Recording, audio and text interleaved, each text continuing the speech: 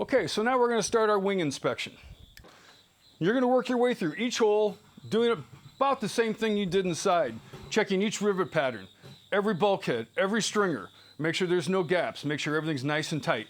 You're also going to check your strut attach points, top and bottom. Now, you have to check your vents. All right, make sure it goes into the cabin. This one does. You're checking your wire harness here, because those are the wires that go out and feed your wing. Okay, so right here is your fuel vent line. You want to check that piece of rubber to make sure it's not cracked and leaking. All right, then here's your fuel line right here. Okay, this is the wire going up to your fuel sending unit. You also want to check your wing attach points, which are up here on top. The other side of that looks nice and tight. There's no sweating. It seems to be in really good condition. You also want to check that black hose up there on top. Yep, you want to check that line there to make sure it's not cracking and sweating. All right, that's your fuel vent line. Point right here. See those bolts? There you go. You're also going to look at that pulley and you're going to lube it.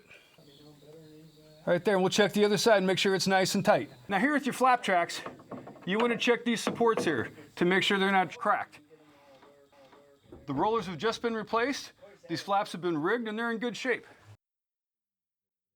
You want to make sure that your bolts are tight, you have nice thread protrusion, and they're engaged.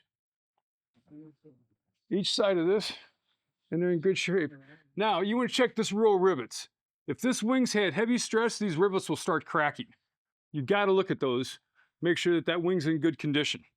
You're going to move along, you're going to check your ailerons. The hinges are nice and tight. That rod end's talking just a little bit, but that's far from being worn out pattern. Here's your flap bell crank. You want to check the bottom of it to make sure that this plate here is not cracked, and the top, and that your cable's got a safety on it, and it does, and it's in good shape. Okay, again, we're checking all our wiring, everything we can find. Now let's get out here to your bell crank. Same condition. You want to check the top bracket, the support, and the bottom one to make sure it's not cracked and they're lubricated. Okay, and the cables are in good shape. So let's go back and lubricate everything. Clean all your cables. Make sure none of them are frayed, that they're all in good shape. Okay, our wingtip is off. We have a ground out here, and we're checking, again, every single rivet. Make sure all the nut plates are in place, that they're tight, and we haven't lost anything. You want to check every stringer best you can, every bulkhead. Everything looks really good here. I don't see any irregularities. I think everything's in good, safe condition.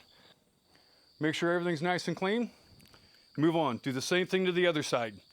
That's how you thoroughly inspect the wing. Now let's get up and look at the fuel tanks. Make sure you check the placards at the fuel tanks. It should be the type of fuel and the amount. And then I want you to look down inside the tank to make sure that fuel is blue and clear and it smells right.